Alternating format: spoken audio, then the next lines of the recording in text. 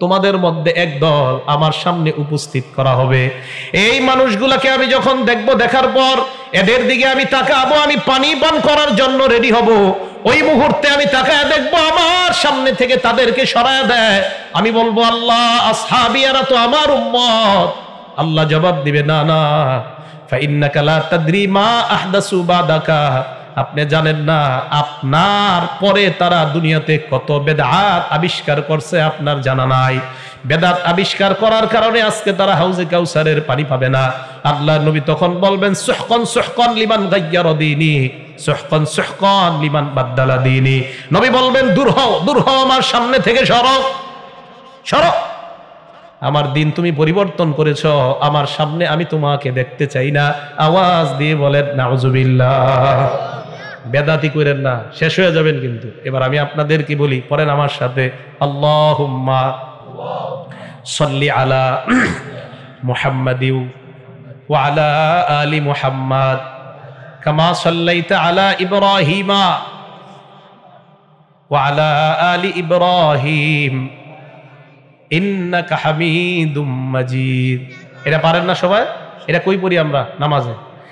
এটা কে কারে শিখাইছে আগে মন দিয়ে শুনুন। এই কথাটা দুনিয়ার শ্রেষ্ঠ মহামানব মুহাম্মদ সাল্লাল্লাহু আলাইহি সাল্লাম, দুনিয়ার শ্রেষ্ঠ উম্মত আবু বকর সিদ্দিক কি শিখাইছে? এটা শ্রেষ্ঠ মানুষ, শ্রেষ্ঠ নবী, শ্রেষ্ঠ উম্মত, বলেন শ্রেষ্ঠ নবী, শ্রেষ্ঠ উম্মত কি শিখাইছে? এখন আপনারা এই দুরূদটা পড়বেন। শ্রেষ্ঠ নবী, শ্রেষ্ঠ উম্মতকে যেই দুরূদ শিখাইছে এটা পড়বেন না বানানোটা পড়বেন? বলেন, নবী যেটা শিখাইছে এটা পড়া উচিত না? আপনি এটা না পড়া বানানো একটা পড়েন। হ্যাঁ, ইয়া নবী সালাম আলাইকা, এটা কই পাইছেন? এটা কোথায় পাইছেন বলেন? এটা নবীজি কোন সাহাবারে শিখাইছে? আপনারা রাগ করে না, হয়তো অনেকে পড়েন, কিন্তু আপনারা যারা পড়েন বলেন কোন সাহাবারে নবী এটা শিখাইছে? আমাদের নবী আবু বকর সিদ্দিক কি শিখাইলেন? আল্লাহুম্মা সাল্লি আলা মুহাম্মাদিন ওয়া আলা আলি মুহাম্মাদিন কামা সাল্লাইতা আলা ইব্রাহিমা ওয়া আলা আলি ইব্রাহিমা ইন্নাকা হামিদুম মাজিদ। এই দুরূদ আমার নবী আবু বকর সিদ্দিককে শিখাইয়া দিয়েছেন। তাহলে যেই দুরূদ দুনিয়ার শ্রেষ্ঠ মানুষ, শ্রেষ্ঠ উম্মতকে শিখাইলেন, এটার মধ্যে ফায়দা আছে না নাই? আর আমরা যেটা বানায় পড়ি এটার মধ্যে ফায়দা না ক্ষতি? এই কারণে আল্লাহ নবী বলেন, বেদাতি দেখতে যত চমৎকার হয় আর দেখতে যত সুন্দর হয়, বেদাত তো বেদাত, বেদাত শরীয়তের মধ্যে গ্রহণ করা হবে না, এটা পরিত্যাজ্য। বলেন নাউজুবিল্লাহ। এই জন্য বলতেছিলাম, আল্লাহ নবী সাহাবা আব্দুল্লাহ ইবনে ওমর রাদিয়াল্লাহু তাআলা আনহুমা এক মসজিদে গেলেন যোহর নামাজ পড়তে অথবা আসরের নামাজ পড়ার জন্য এক মসজিদে গেলেন। আবু দাউদ শরীফের 538 নম্বর হাদিসের বর্ণনা। ওই জায়গায় যাওয়ার পর আব্দুল্লাহ ইবনে ওমর দেখলেন ওই জায়গার এক মুসল্লি একটা বেদাতি করতেছে। আব্দুল্লাহ ইবনে ওমর তার ছাত্রকে বললেন, চলো এখান থেকে তাড়াতাড়ি বের হই। উনি বললেন, কেন? জানো না আমার সামনে যদি এই বেদাত কর্ম চলতে থাকে, দুনিয়ার মানুষের কাছে প্রমাণ করে দিবে নবীর সাহাবার সামনে বেদাত হয়েছে, নবীর সাহাবা বাধা দেয় নাই। আমি নবীর সাহাবাকে দলিল হিসাবে পেশ করবে, দলিল হিসাবে যেন পেশ করতে না পারে, তাড়াতাড়ি এই জায়গা থেকে চলো। এই জন্য মুসলমান মনে রাখবেন, দাওয়াত দেওয়ার সময় কেউ যেন উল্টা পাল্টা করে হক্কানি কোন আলেমকে আপনাদের মাহফিলে আনলেন, আনার পর মাহফিলে বেদাতি শুরু করলেন আর ইউটিউবের মধ্যে এটা ছেড়ে দিলেন, কাম শুরু করলেন বেদাতি করার পর এটা আপনি ছেড়ে দিলেন ইউটিউবের মধ্যে। ছেড়ে দেওয়ার পর জনগণ বলবো, হো দেওবন্দ মাদ্রাসার বড় হুজুর দেখি বেদাতি অনুষ্ঠানের মধ্যে আছে, তার মানে এই জাতীয় মিলাদ পড়া জায়েজ আছে। তাহলে সাহাবায়ে কেরাম, নবীর সাহাবা, উনি বললেন না এখানে থাকা যাবে না, এটা বেদাত। সুফিয়ান সাউরি রহমতুল্লাহি আলাইহি কি বলেন দেখেন, উনি বলেন, আল বিদআতু আহাব্বু ইলা শায়তান মিন মাসিয়া, শয়তানের কাছে জিনা করা, চুরি করার চাইতে বেদাত তার কাছে প্রিয়। কোন মানুষ চুরি করছে এটা তার কাছে কোনো ব্যাপার মনে হয় না, কোন মানুষ জিনা করছে শয়তানের কাছে ব্যাপার মনে হয় না। শয়তান যদি জানতে পায় শ্রীপুরের হাজি মার্কেটের পাশে একজন নতুন একটা বেদাত বানাইছে দিনের মধ্যে, শয়তান কয় মাশাআল্লাহ তুই তো আমারে দরকার, এদিকে আয়। শয়তান খুশি হয়ে যায়। গুনার চাইতেও বেদাত যে করে শয়তান তার প্রতি বেশি খুশি হয়। কেন জানেন? কারণ ফাইন্নাল মাসিয়াতা ইউতাবু মিনহা, শয়তান জানে গুনাহ করার পর তওবা করলে আল্লাহ মাফ করে দেয়। আর শয়তান এটাও জানে ওয়া ইন্নাল বিদআতা লা ইউতাবু মিনহা, বিদআত থেকে মানুষ তওবা করে না। জানেননি কেন করে না? ফা ইন্না সাহিবাল বিদআতি ইয়াজুন্নু আন্নাহু আলাল হাক্কি, যে বেদাতি সে মনে করে আমি তো হকের উপরে আছি, অতএব তওবা করার কোনো দরকার নাই। তো শয়তান খুশি হয় বেদাতির কর্মকাণ্ডে। কেন? শয়তান জানে যে বেদাত যে করে ওই ব্যক্তি জানে যে সে হকের উপরে আছে, এই জন্য তার কোনো সমস্যা হয় না। তাই শয়তান খুশি হয়, কেউ বেদাত করলে খুব খুশি হয়ে যায়, কারণ শয়তান জানে বেদাতি তওবা করবে না, বেদাতি বিশ্বাস করে আমি যা করি এটা হক কাজ করি, এটা হকের উপরে আছে। আমাদের ঈদ কয়টা? সবাই বলেন ঈদ কয়টা? রমজানের ঈদ আর এখন দেয়ালের মধ্যে ঈদ আর একটা পাওয়া যায়। দেয়ালের মধ্যে যে ঈদ পাওয়া যায় এটা আবার কোত্থেকে আসলো? আল্লাহ নবী দুনিয়া থেকে বিদায় নেওয়ার পর 600 বছর পর্যন্ত এই দেয়ালের ঈদটা দুনিয়াতে ছিল না। কয়শো বছর? 600 বছর পর্যন্ত দেয়ালের ঈদ দুনিয়ার মধ্যে ছিল না। ইরাকের মুসলিম শহরের আবু সাইদ মুজাফফর কুকুরবুগি সর্বপ্রথম দেখলো মানুষ খ্রিস্টানরা তাদের নবী ঈসা নবীর জন্মদিন পালন করে। সে চিন্তা করলো আমিও যদি আমগো নবীর জন্মদিন পালন করি এটা তো মহা ভালো ব্যাপার। ওমর নামে এক হুজুর রে ঠিক করছে, দালাল মার্কা হুজুর। কয় হুজুর আমি যদি দুনিয়ার মধ্যে যতই বলি নবীর জন্মদিন পালন করবো কেউ পালন করবে না, আপনি যদি একবার বলেন সবাই মিছিল দিয়া পালন করবে। দেখছেন নি দাড়ি টুপিওয়ালা গো কি দাম, ভালো কাজেও তাদের দাম, আকামেও তাদের দাম কম না। হ্যাঁ, এটা আকাম দুনিয়াতে শুরু করবো, এজন্য টুপি দাড়িওয়ালা খুঁজছে বাচ্চা। বাচ্চা জানে আমি কইলে লাভ হইব না, এক হুজুরে দিয়ে ফতুয়া দেওয়া হইতে। হুজুরে ফতুয়া দিয়ে দিল আগামী বছর থেকে ঈদে মিলাদুন নবী মানে নবীর জন্মদিন পালন করা হবে। মুহররম, সফর, রবিউল আউয়াল। মুহররম মাস থেকে অনুষ্ঠান করা শুরু হইতো, মানে আয়োজন। রবিউল আউয়াল মাসের 12 তারিখে আয়োজন শুরু করবে। এই আয়োজন শুরু করে মুহররম মাস থেকে। মুহররম যায়, সফর যায়, রবিউল আউয়াল 12 তারিখ পর্যন্ত বিশাল বড় আয়োজন হয়। গম্বুজ বানানো হয়, 5 তলা বিশিষ্ট গম্বুজ। ওই গম্বুজের মধ্যে বাদশা বসবে। 30,000 হালুয়ার প্লেট তৈরি করা হয়। কয় হাজার? হালুয়া এখন থেকে না, আগে থেকে আসছে। 10,000 মুরগি ভুনা করা হয়। 5,000 বকরির মাথা তৈরি করা হয়। ঐতিহাসিকরা লেখছে। এরপর 12ই রবিউল আউয়াল জাঁকজমক আয়োজনের মাধ্যমে নারী পুরুষ নাচানাচি শুরু করে দেয়। জি, আমাদের নবীর জন্মদিন পালন হচ্ছে, এই যে নাচানাচি। নারায়ণগঞ্জের কদম রাসুল মাজারে রবিউল আউয়াল মাসে এই কাজটা হয়। গত 2007 সালের ঘটনা, ওই জায়গায় আমি ছিলাম, থাইকা দেখছি। এই রবিউল আউয়াল মাস পুরাটা মাসে নাম কদম রাসুল। নাম কি? কদম মানে বুঝেন তো, নবীর পা। ওই জায়গায় নাকি নবীর পায়ের চিহ্ন আছে। নবী এশিয়া মহাদেশে আসছে বলে আপনাদের কেউ শুনছেন? এশিয়া মহাদেশে আমাদের নবী যাইছে, ওনাদের নারায়ণগঞ্জ যাইছে। কদম রাসুল মাজার, হ্যাঁ, ওই যে নবীগঞ্জ দেখবেন ঘাট পার হয়ে এই মাজারটা একটু নবীর পা ওখানে পাইছে। কেমনে জানি চিহ্ন একটা আছে পাথরের উপর নাকি চিহ্ন, এটা দেখতে দেখতে সবাই দেখে আর নাকি বরকত হয়, এই হয় সেই হয়, এটা আছে এই জায়গায়। নাউজুবিল্লাহ সবাই বলেন। মানুষ যে কি পাইছে, ল্যাংটা নাম। এই ল্যাংটা মারা যাওয়ার পর তারে কেন্দ্র করে মাজার বানায়। মাজার বানানোর পর এটারে পূজা করা শুরু হয়। আরে নাম ল্যাংটা, তো ল্যাংটা যার নাম এ আবার পীর হয় কেমনে আমারে বুঝান? কোন ল্যাংটা যার নাম এ পীর হয় কিভাবে আমারে বুঝান? ল্যাংটা হুজুরের ভিতরে যে কি আছে জানেন না, যা আছে তো নামেই বোঝা যাইতেছে কি আছে, আপনি আবার বলছেন কি নাই। এই জন্য আপনাদের মাথায় যাদের গোবর আছে, কিছু মানুষের মাথায় গোবর থাকে, এই গোবর মার্কা মানুষগুলা এরা মানিক যারেও তার একজন সালাগায় দিয়ে হাঁটলো, নামাজ পড়ে না, কিচ্ছু করে না, রমজান মাসে বিড়ি খায়, সিগারেট খায়, এই লোকরে পীর বলতে তার নাকি কোনো বাধে না। কেন? সে নাকি এই লোকরে বাংলাদেশেও দেখে, মক্কা শরীফও দেখে, একই লোককে। এটা কিভাবে সম্ভব বলেন? তো এদের কি পীর বানায়? সালাগায় দেওয়া। এই জাতীয় পীররা কেন্দ্র কইরা এই বেদাত, নতুন নতুন বেদাত দুনিয়াতে চালু হয়। আর এই বেদাতি কর্মকাণ্ডের মধ্যে আমি আপনি জড়িত হয়ে যাই। আল্লাহ আমাদের সকলকে এই বেদাতি কর্মকাণ্ড থেকে যেন আমরা নিজেদেরকে বাঁচিয়ে রাখতে পারি, বেদাতের আশেপাশেও যেন আমরা ভিড়তে না পারি, আল্লাহ তৌফিক দান করেন। তাহলে বলেন তো বেদাত এটা হারাম না হালাল?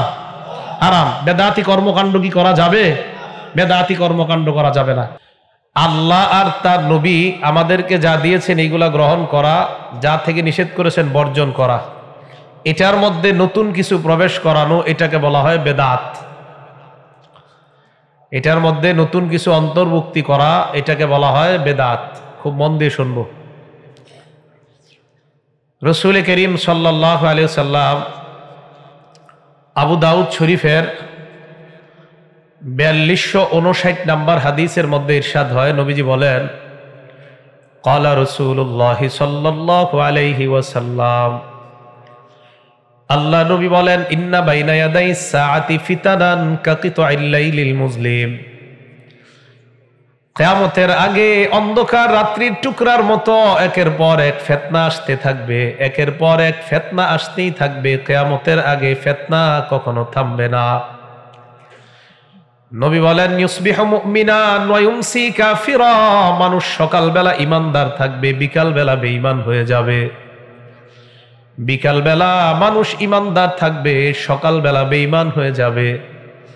আল্লাহ নবী বলেন, আল কাঈদু ফিহা খায়রুম মিনাল কাঈম, ওই জামানায় দাঁড়ানো ব্যক্তির চাইতে বসা ব্যক্তি বেশি নিরাপদ থাকবে। অল মাশি খায়রুম মিনাস সাঈ, যেই ব্যক্তি দৌড়ায় এই ব্যক্তির চাইতে ওই ব্যক্তি বেশি নিরাপদ, যেই ব্যক্তি হেঁটে হেঁটে রাস্তায় চলে। আল্লাহ নবী বুঝাইতে চায়, বহুত বড় ভয়ঙ্কর একটা জামানার সম্মুখীন তোমরা হইবা। ওই জামানায় যে যত বেশি সতর্কতা অবলম্বন করবা, তার ঈমান তত বেশি হেফাজত থাকবে। সতর্কতা অবলম্বন করা, না হয় বেদাত আমার আপনার ঈমানকে টেনে নিয়ে যাবে, আমার আপনার ঈমান শেষ করে দিবে বেদাত। আল্লাহ আমাদের সকলকে বেদাত মুক্ত জীবন গড়তে যেন পারি আল্লাহ তৌফিক দান করেন। বেদাত এটা হারাম, এটা চিরতরে হারাম। এটা আল্লাহ পাক রব্বুল আলামিন, নবীজি সাল্লাল্লাহু আলাইহি সাল্লাম ওনারা যে শরীয়ত আমাদেরকে দিয়েছেন, এই শরীয়তের মধ্যে অন্য যেটা ঢুকানো হয় এই বেদাত, এটা হারাম। আবু দাউদ শরীফের আরেকটা হাদিস শুনি আমরা। আবু দাউদ শরীফের 4597 নম্বর হাদিস। এই হাদিসের মধ্যে রাসূল করিম সাল্লাল্লাহু আলাইহি ওয়াসাল্লাম আমাদেরকে সতর্ক করে, নবীজি সাল্লাল্লাহু আলাইহি সাল্লাম বহুত বড় সতর্ক বার্তা দিয়েছেন। এই সতর্ক বার্তা জানার আগে আমরা একটা বিষয় বুঝবো। হাদিস দ্বারা বোঝা যায় একের পরে এক যে ফিতনা আসবে, এই ফিতনাগুলা কিছু নামে হবে। বর্তমানে এই জাতীয় একটা ফিতনার নাম হলো আহলে কোরআন। কি নাম? আহলে কোরআন। আহলে কোরআন কাদেরকে বলা হয়? যারা বলে শুধু কোরআন মানলেই চলবে, হাদিস মানার কোনো প্রয়োজন নাই। আমাদের দেশে একদল আহলে কোরআন বের হয়ে গিয়েছে, তারা বলে শুধুমাত্র কোরআন মানলেই চলবে, হাদিস মানার কোনো প্রয়োজন নাই। তারা বুঝাইতে চায় কোরআন থাকতে আবার হাদিসের কিসের প্রয়োজন। ইবনে মাজাহ হাদিস নাম্বার 12 নম্বর হাদিসে আল্লাহ নবী বলেন, ইউশিকুর রাজুলু মুত্তাকিআন আলা আরিকাতিহি, এমন একটা সময় আসবে যেই সময় মানুষ তার সিংহাসনের মধ্যে বসা থাকবে। ইউহাদ্দাসু বিহাদিসিম মিন্নি, তার সামনে আমার হাদিস পেশ করা হবে। করার পর ওই ব্যক্তি বলবে, বাইনানা ওয়া বাইনাকুম কিতাবুল্লাহ, আমাদের মাঝে আর তোমাদের মাঝে আল্লাহর কোরআন থাকতে আবার হাদিসের কি প্রয়োজন? আওয়াজ দিয়ে বলেন নাউজুবিল্লাহ। কোরআন দেখাবে, বলবে কোরআন থাকতে হাদিসের কি দরকার? তখন আপনাদেরকে যুক্তি দিবে, বলবে ফামা ওয়াজাদনা ফীহি মিন হারামিন হাররামনা, এই কোরআনের মধ্যে আমরা যেটাকে হারাম পাইলাম সেটাকে হারাম হিসাবে গ্রহণ করলাম। আর বলবে ওয়ামা ওয়াজাদনা ফীহি মিন হালালিন ইস্তাহলালনা, কোরআনের মধ্যে যা হালাল এটাকে হালাল হিসাবে গ্রহণ করলাম। আমরাও কোরআনের হারামকে হারাম মানি, কোরআনের হালালকে আমরাও তো হারাম মানি। তাহলে তারা কেন এই কথা বলে? কোরআনের হালাল আর কোরআনের হারাম বলে আমাদেরকে তারা উল্টা পাল্টা বুঝাইতে চায়। মনে রাখবেন, যারা বলে হাদিস মানার কোনো প্রয়োজন নাই, তাদের একটা ভয়ঙ্কর টার্গেট হলো কোরআনের কোন আয়াতের মধ্যে লেখা নাই ফজরের নামাজ যে 2 রাকাত ফরজ, এটা কোরআনের কোন আয়াতের মধ্যে লেখা নাই। যোহরের নামাজ যে 4 রাকাত ফরজ, এটা কোরআনের কোন আয়াতের মধ্যে লেখা নাই। আসরের নামাজ 4 রাকাত, এটা কোরআনের কোন আয়াতের মধ্যে লেখা নাই।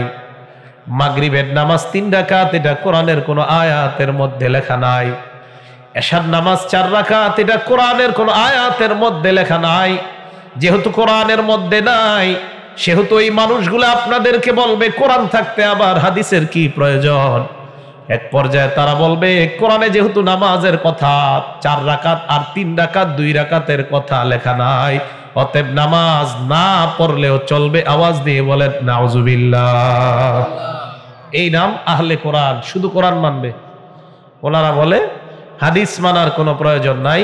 তো নবীজি বলেন একের পরে এক ফিতনা এইভাবে তোমাদের সামনে আসতেই থাকবে, আসতেই থাকবে। তো আমাদের জন্য কি করণীয়? করণীয়টা মনে রাখবেন।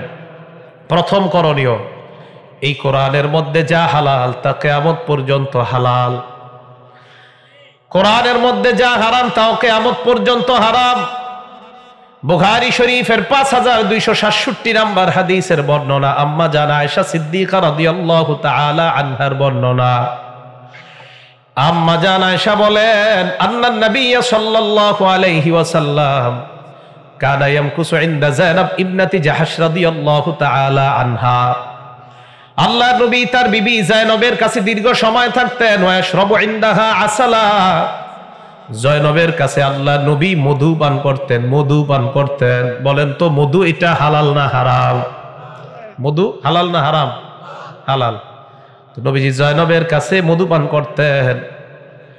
আম্মা জান আয়েশা এবং হাফসা দুজন পরামর্শ করলেন, নবী যায়নবের কাছে এত সময় কাটায়, আমাদের কাছে যদি বেশি কাটায় তাহলে আমাদের মর্যাদাও আল্লাহর কাছে বেড়ে যাবে।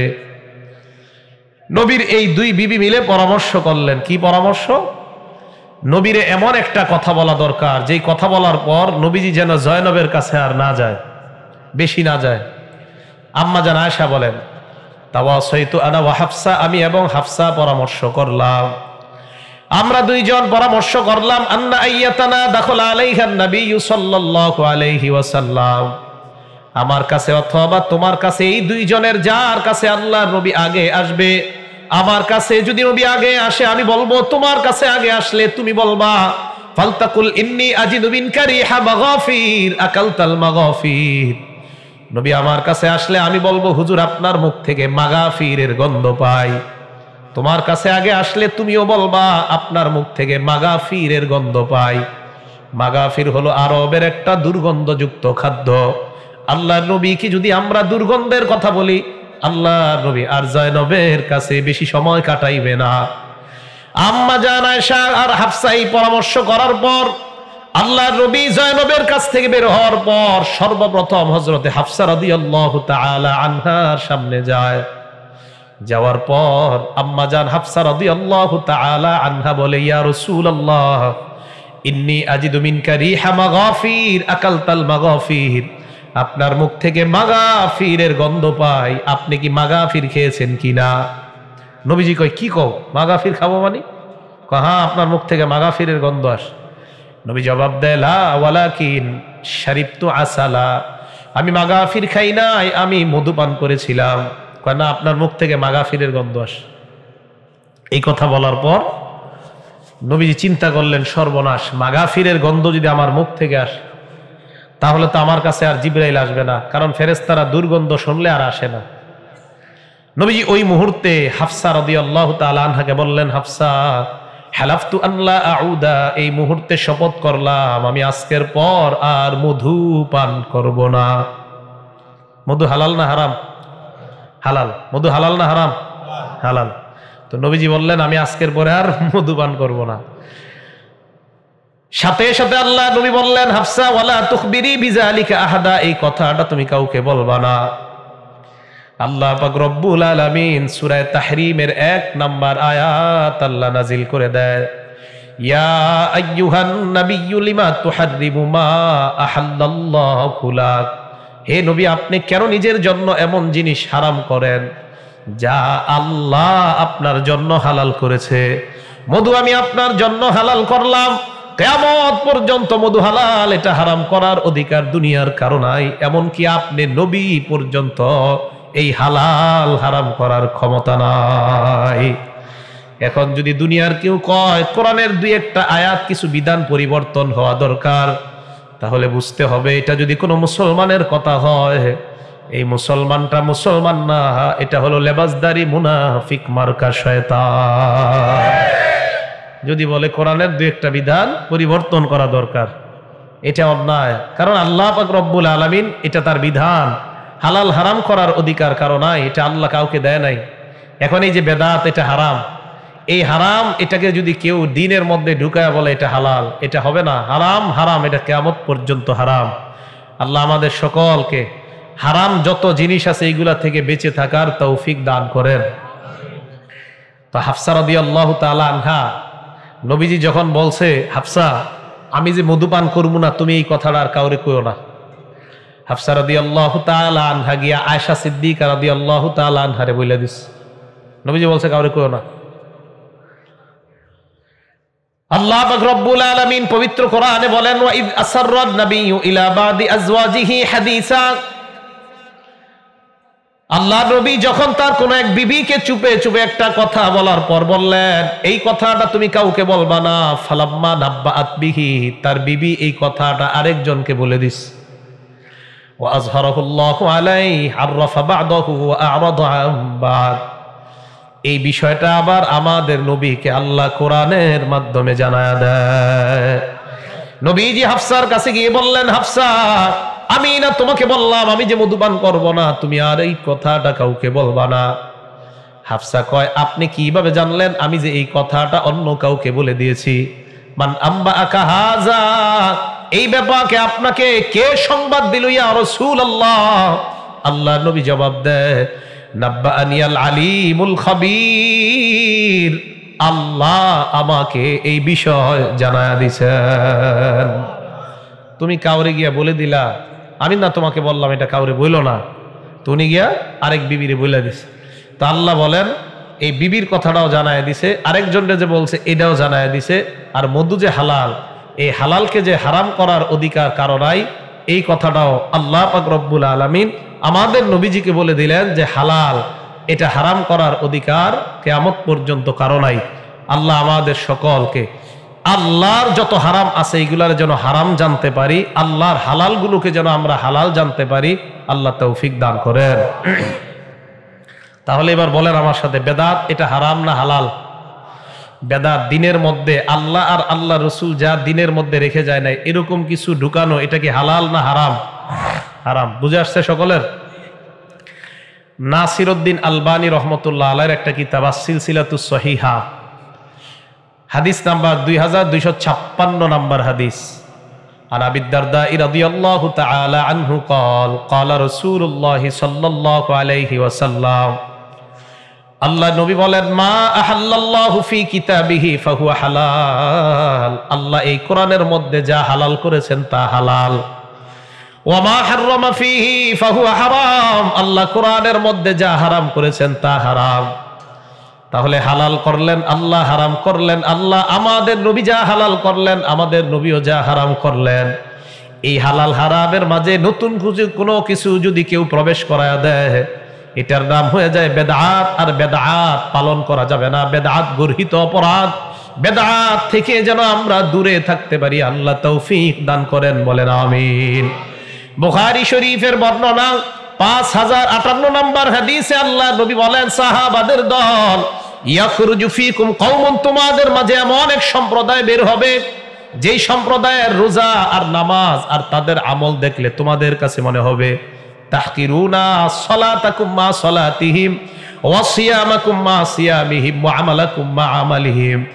তাদের নামাজ দেখলে তোমাদের নামাজকে তাদের নামাজের কাছে তুচ্ছ মনে হবে, তাদের রোজার সামনে তোমাদের রোজা তুচ্ছ মনে হবে, তাদের আমলের সামনে তোমাদের আমল তুচ্ছ মনে হবে। আল্লাহ নবী বলেন, তবে ইয়াকরাউনাল কুরআন, তারা কোরআন পড়বে, ওয়ালা ইউজাবিজু হানাজিরহুম, তাদের গলা দিয়েও কোরআন ভিতরে প্রবেশ করবে না। আল্লাহ নবীর সাহাবারা কয়, ইয়া রাসূলুল্লাহ, এটা আবার কেমন? কয়, হ্যাঁ, তাদের নামাজ, তাদের রোজা আর তাদের ইবাদত তোমরা দেখলে মনে হবে তাদের ইবাদতের কাছে তোমাদের ইবাদত কোনো মূল্যই থাকে না। আল্লাহ নবী বলেন, তবে তারা কেমন জানো? ইয়ামরুকুনা মিনাদ-দ্বীন কামা ইয়ামরুকুস সাহমু মিনার রমিয়া, তীর থেকে, ধনুক থেকে তীর যেমন বের হয়ে যায়, এই মানুষগুলা বেদআত কর্মকাণ্ড করে দিন থেকে বের হয়ে যায়, বলেন নাউজুবিল্লাহ। কোন বেদাতি যদি দেখেন বিশাল বড় জুব্বা, বিশাল বড় পাগড়ি, তো নবীজি বলেন এদের নামাজ এদের রোজা, এদের আমল তোমাদের কাছে কিছুই মনে হবে না, তোমাদের আমলের সামনে তাদের আমল এত বেশি মনে হবে।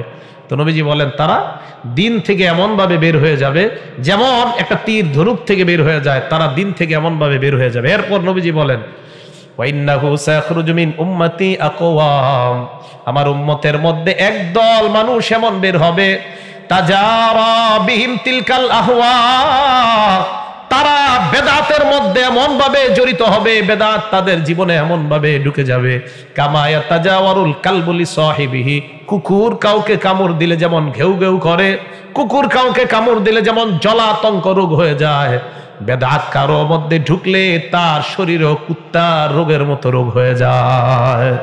বেদাত যদি কারো শরীরে ঢুকে কুকুর কামড় দিলে যেমন জলাতঙ্ক রোগ হয়, নবীজি বলেন কারো যদি বেদাত কারো শরীরে ঢুকে যায় তো তার শরীরের মধ্যে এমন রোগ হবে, এই বেদাত তার শরীরে ঢুকলে একের পর এক তার আমল নষ্ট হতেই থাকবে। আল্লাহ আমাদের সকলকে বেদাত থেকে বেঁচে থাকার তৌফিক দান করেন। এই হাদিসে নবীজি সাল্লাল্লাহু আলাইহি সাল্লাম বলেন, কি বলেন দেখেন, আবু দাউদ শরীফ হাদিস নাম্বার 4597 নাম্বার হাদিস, ক্বালা রাসূলুল্লাহ সাল্লাল্লাহু আলাইহি ওয়াসাল্লাম, আল্লাহ নবী বলেন আলা শোনো তোমরা, ইন্নামান ক্বাবলাকুম, তোমাদের পূর্বে এমন জাতি ছিল, ইফতারাকু আলা সিনতাইনি ওয়া সাবঈনা মিল্লাতা, তারা 72 দলে বিভক্ত হয়ে গিয়েছে। আরেক হাদিসের মধ্যে আল্লাহ নবী বলেন বনি ইসরাইল সম্প্রদায় তোমাদের পূর্বে 72 দলে বিভক্ত হয়ে গিয়েছে, ওয়া ইন্না হাদিহিল মিল্লাতা সাতাফতারিকু আলা সালাসি ওয়া সাবঈনা মিল্লাহ, আর এই উম্মত 73 দলে বিভক্ত হবে। আল্লাহর নবী বলেন ওয়া সিনতানে সাবউনা, এর মধ্যে 72 দল হবে ফিন্নার, জাহান্নামে। কয় দল জাহান্নামে? জোরে বলেন কয় দল? এ আমাদের মাঝে 73 দল, এর মাঝে 72 দল কোথায়? ওয়া ওয়াহিদাতুন ফিল জান্নাহ, আরেকটা দল হবে জান্নাতি। এই দলটার ব্যাপারে নবী বলেন ওয়াহিয়াল জামাআ, ওই দলটা হলো আমি আর আমার নবীর সাহাবা, তাদেরকে যারা অনুসরণ করবে তারাই হলো জান্নাতি দল। একটা দল হবে জান্নাতি, বাকি 72টা হবে জাহান্নামী।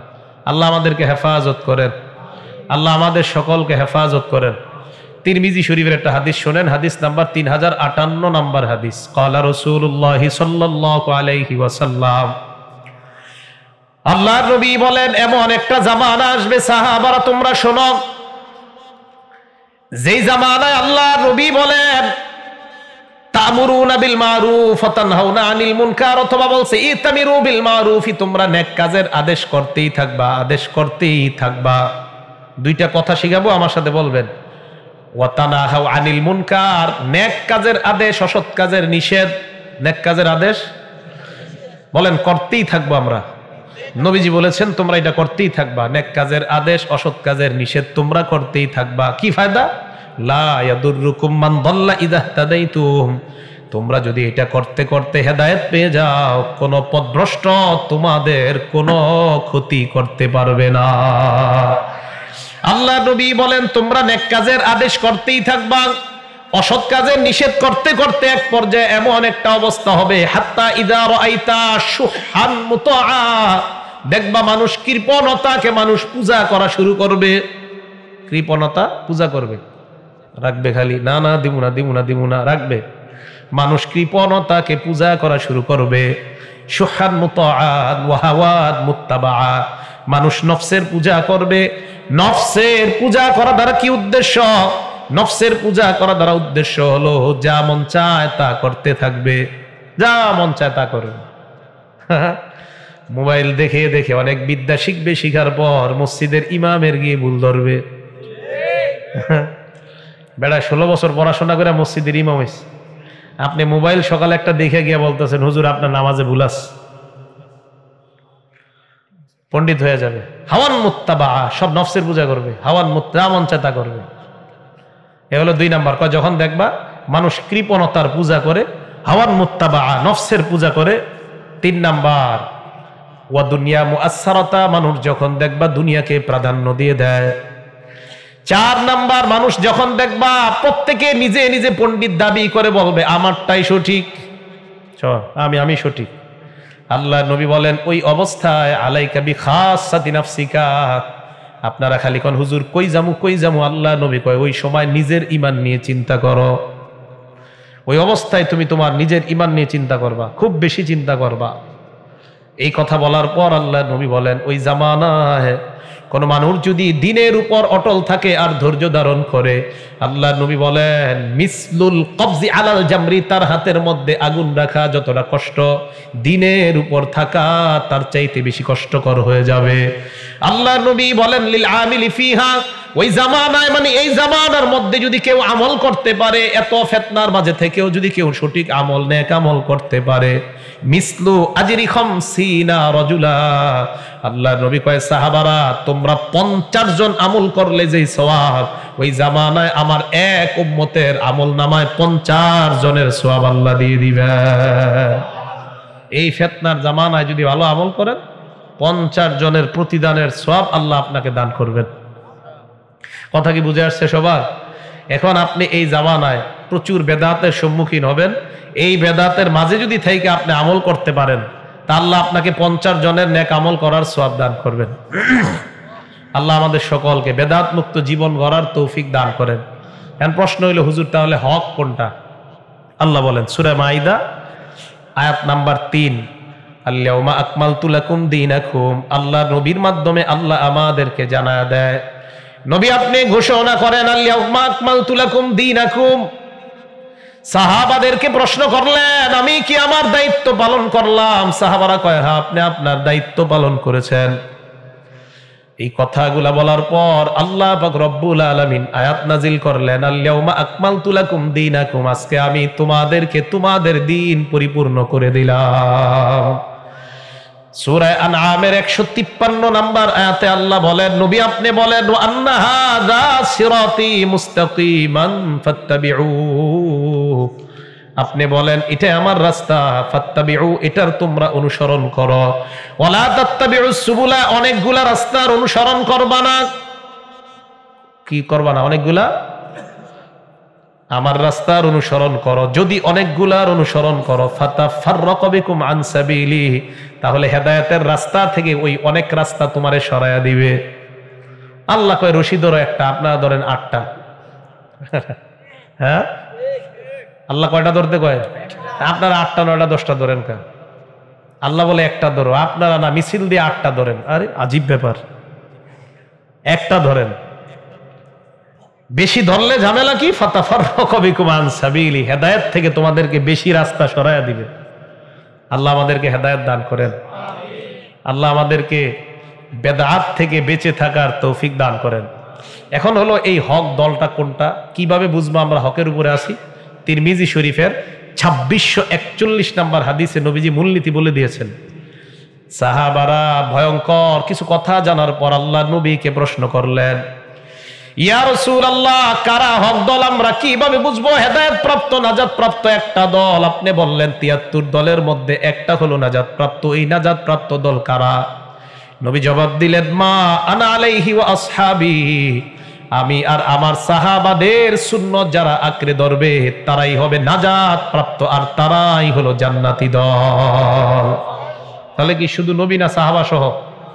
নবী সাহাবা এই রাস্তা যারা অবলম্বন করবে তারাই হবে নাজাত প্রাপ্ত দল, তারাই হবে কি দল? নাজাত প্রাপ্ত দল। আল্লাহ আমাদের সকলকে নাজাত প্রাপ্ত দলের অন্তর্ভুক্ত বানিয়ে আমরা যেন জান্নাতি হতে পারি আল্লাহ তৌফিক দান করেন। এখন হেদায়েতের পথে চলতে গিয়ে কিছু সন্দেহ আপনাদের কাজ করবে, খুব মন দিয়ে শোনেন। কিছু সন্দেহ, একটা উদাহরণ দেই। 2 ধান ক্ষেতের মাঝখান দিয়ে হাঁটতেছেন, দুনো ধান ক্ষেতের ধান পাকছে। এখন আপনি এই পাকা ধান ক্ষেতের মাঝখানে আইল হলো একদম চিকুন, 2 ধান ক্ষেতের মাঝের আইল একদম চিকুন। বলেন তো এই রাস্তা দিয়ে হাঁটলে আপনার পাঞ্জাবিতে 4-5টা ধান লাগার সম্ভাবনা আছে না নাই? ধানগুলো আপনার পাঞ্জাবিতে লাগার পর রাস্তায় উঠার পর চিন্তা করলেন সর্বনাশ, মানুষের ক্ষেতের ধান আমার শরীরে লাগছে, আমার পাঞ্জাবিতে। তাড়াতাড়ি হুজুর রে ফোন দেই, হুজুর আমার পাঞ্জাবিতে ধান লাগছে, এই ধান এখন আমি কি করব তাড়াতাড়ি আপনি জানান। তো হুজুর ফতোয়া দিয়ে দিবে এই ধানগুলা আপনার শরীরে লাগছে, সমস্যা নাই, জায়েজ আছে। এখন কথা হলো আপনি ফতোয়া জিজ্ঞেস করা লাগলো কেন? 2 ক্ষেতের মাঝখান দিয়ে হাঁটছেন, আপনার জন্য উচিত হলো আপনি ওই 2 ক্ষেতের মাঝখান দিয়ে হাঁটবেন না, তখন আর ফতোয়ারও কোনো দরকার নাই। আপনি হাঁটছেন কয় দিক দিয়ে? বুখারীর হাদিস মনে রাখবেন, আল্লাহ নবী বলেন আল হালালু বাইয়িনুন ওয়াল হারামু বাইয়িনুন, হালাল স্পষ্ট, হারাম স্পষ্ট। আল্লাহর হালাল গুলাও তোমাদের সামনে স্পষ্ট, আমি নবী যা হারাম করেছি হালাল করেছি এইগুলাও স্পষ্ট। ওয়াল হারামু বাইয়িনুন, হারাম স্পষ্ট, বাইনাহুমা মুশাব্বাহাত, হালাল হারামের মাঝে কিছু জিনিস আছে অস্পষ্ট। লা ইয়ালামুহুন্না কাসীরুম মিনান নাস, অধিকাংশ মানুষ এই অস্পষ্ট আর সন্দেহযুক্ত জিনিসগুলার ব্যাপারে মানুষ জানে না। আল্লাহর নবী বলেন ফামানিত্তাকাল মুশাব্বাহাত, সন্দেহ থেকে যারা বেঁচে থাকবা, ফাকাদ ইস্তাবরা লিদীনিহি ওয়া ইরজিহি, সন্দেহযুক্ত জিনিস থেকে যত তুমি বাঁচবা তোমার ধর্ম আর তোমার মর্যাদা হেফাজত হয়ে যায়। সন্দেহযুক্ত জিনিস এগুলা করবেন না। মাসালা কখন দরকার হয় মানুষ জানেন? যখন সন্দেহের কাজ করে। হালাল হারামের কাজে মানুষ বুঝে এটা হালাল এটা হারাম, কিন্তু আরেকটা চিন্তা করে এটা কি হালাল না হারাম। তা আপনি যখন সন্দেহ লাগে এটা কইরি না। কোন একটা কোম্পানি খুলছে আপনাদের এলাকায়, আর আমারে ফোন দিলেন, হুজুর একটা কোম্পানি খুলছে মাল্টি লেভেল এইছে ইত্যাদি ইত্যাদি নামে, হুজুর এটা আমার কাছে হালালও লাগতেছে হারামও লাগতেছে। আমি কমু যে আপনি এটা যাইনি না, তাহলে আপনার কাছে কিছুই লাগবে না। কারণ আমাদের দেশে এই জাতীয় কোনো হারাম মুক্ত কোম্পানি মাল্টি লেভেল বা ইত্যাদি নামে হয়েছে কিনা এই পর্যন্ত জানা নাই। প্রথমে হালাল হালাল বইলেই খোলে, পরবর্তীতে দেখা যায় ঝামেলা শুরু হয়। তো এই যে আপনি হালাল হালাল লেভেল দিয়ে ঢুকলেন, তা আপনার জন্য উচিত হইল যেখানে সন্দেহ আছে এটা না করা। তা আপনার ধর্ম ঠিক থাকলো, আপনার মর্যাদা ঠিক থাকলো। এবার নবীজি বলেন ওমান ওয়াকাফিল মুশাব্বাহাত, হারামের মধ্যে যারা লিপ্ত হয়, কারাইন ইয়ারা হাওলাল হিমা, ওই ব্যক্তির দৃষ্টান্ত হলো ওই রাখালের মতো, যেই রাখাল মাঠের মধ্যে বকরি চড়ায়। 10-20টা বকরি যদি আপনি বাদশার বাড়ির সামনে চড়ান, ওই বাদশার বাড়ির সামনে লেখা আছে আমার বাদশার বাড়ির এরিয়ার মধ্যে যেন কারো কোনো বকরি গরু ছাগল না ঢুকে। আপনি কি করলেন? 20টা বকরি নিয়ে বাদশার বাড়ির সামনে যান, ওই বকরির মধ্যে একটা বকরি বাদশার বাড়ির সীমানার মধ্যে ফাঁক ফোকর পেলে ঢুকে যাওয়ার সম্ভাবনা আছে না নাই? আল্লাহ নবী কয় তোমরা কোনো হারামের কাছেও যাইবা না। শোনো তোমরা, আলা ওয়া ইন্না লিকুল্লি মালিকিন হিমা, দুনিয়ার যত বাদশাহ সবার একটা সীমানা আছে। ওয়া ইন্না হিমাল্লাহি মাহারিমুহু, আল্লাহর সীমানা হলো আল্লাহর নিষিদ্ধ বিষয়গুলা। আল্লাহর নিষিদ্ধ বিষয়ের কাছেও তোমরা যাইবা না। যদি যাও ওই বাদশার ঘরে যেমন ছাগল ঢুকার সম্ভাবনা, আল্লাহর নিষিদ্ধ জিনিসের কাছে যদি যাও ওই নিষিদ্ধের সীমানায় তুমি ঢুকে পড়ার সম্ভাবনা তোমার আছে। আপনাকে কেউ দাওয়াত দিল চলো উরুস মাহফিলে যাই, আপনি চিন্তা করলেন উরুস পরে আবার মাহফিল, উরুস আবার মাহফিল লেখা, চিন্তায় পড়ে গেলেন কি ঘটনা কি, উরুস আবার মাহফিল। উরুসে একটু কেমন কেমন জানি লাগে, মাহফিলে একটু ভালো ভালো লাগে। এখন আপনার এই এলাকার মসজিদের ইমাম বললেন উরুস শব্দে সাধারণত যেই মাহফিলে লাগে ওই মাহফিলে একটু ঢোল তবলা জাতীয় কিছু হয়, যায় না। আপনি চিন্তা করলেন না না একটু দোস্তেদের সাথে গিয়ে দেখি কি হয়। সেখানে গেলেন, যাওয়ার পর দেখলেন কিছুক্ষণ ভালোই হয়, একটু পরে শুরু হয়েছে ইয়া নবী সালাম আলাইকা ইত্যাদি শুরু হয়েছে। শুরু হওয়ার পর একটু পর দেখেন কেমন জানি দুইজনে দুই পাশে বসার পর একজন বুখারীর দলিল দিয়া বাউল গান গায়, আর একজন মুসলিমের দলিল দিয়া বাউল গান গায়। ঢোল তবলা শুরু হয়ে গেল। হুজুর বলছিল সেখানে যাবেন না, আপনি গেলেন, সন্দেহ ছিল ওই জায়গায় গেলে ঢোল তবলার সম্ভাবনা আছে। ওই সন্দেহের মধ্যে গিয়ে একটু পরে আপনি দেখেন ঢোল তবলা তো ভালোই লাগে, এবার হারামের মধ্যে লিপ্ত হয়ে গেলেন। যখন আপনি হারামের মধ্যে বসে যান, আল্লাহর নবী বলেন আল গিনা ইউমবিতুন নিফাক ফিল কলব, গান তোমার অন্তরের মধ্যে মুনাফিকি সৃষ্টি করে দেয়। দেখছেন নি আপনি এভাবে গেলেন, নিয়ত ছিল না, যাওয়ার পর দেখছেন মাশাআল্লাহ ভালোই মিলাদ টিলাদ হয়। মিলাদ হওয়ার পর এরপরে জিলাপি মিষ্টি সিন্নি খাইছেন। একটু পর স্টেজের মধ্যে দুই দল বসছে, একদিক দিয়ে একদল কয় বুখারী শরীফের অমুক হাদিসে আছে, তো এটা কইয়া আপনার গান শুরু করে। আরেক পাশ থেকে আরেকজনে বাউল সাহেব, উনিও বুখারী শরীফের দলিল দিয়ে কি এক বুখারীর দলিল চলাচলি করে, করার পর কোরআনের আয়াত দিয়ে দলিল দেয়, হুজুররা কই পাইছে এই সেই কইয়া নিজেদেরকে প্রমাণ করে। করার পর দুই পক্ষ গান গায়, আপনি সেই গানের মজা নিলেন। এই সন্দেহযুক্ত জিনিসের কাছে গিয়া এক পর্যায়ে আপনি ঢোল তবলা হারাম জিনিসের মধ্যে লিপ্ত হয়েই গেলেন। কথা কি বুঝে আসছে সবার? তাহলে হারাম সন্দেহযুক্ত জিনিসের কাছেও যায় না। খুব মহব্বতের সাথে কথাগুলো শোনেন, অন্যরে জানায় দিয়েন। আল্লাহ তৌফিক দান করেন। ওমর ফারুক রাদিয়াল্লাহু তাআলা আনহুর একটা হাদিস শোনেন, এরপরে বুঝবেন সাহাবায়ে কেরাম সন্দেহ হইলেই কতটা চিতে যাইত। বুখারী শরীফের 1605 নম্বর হাদিস।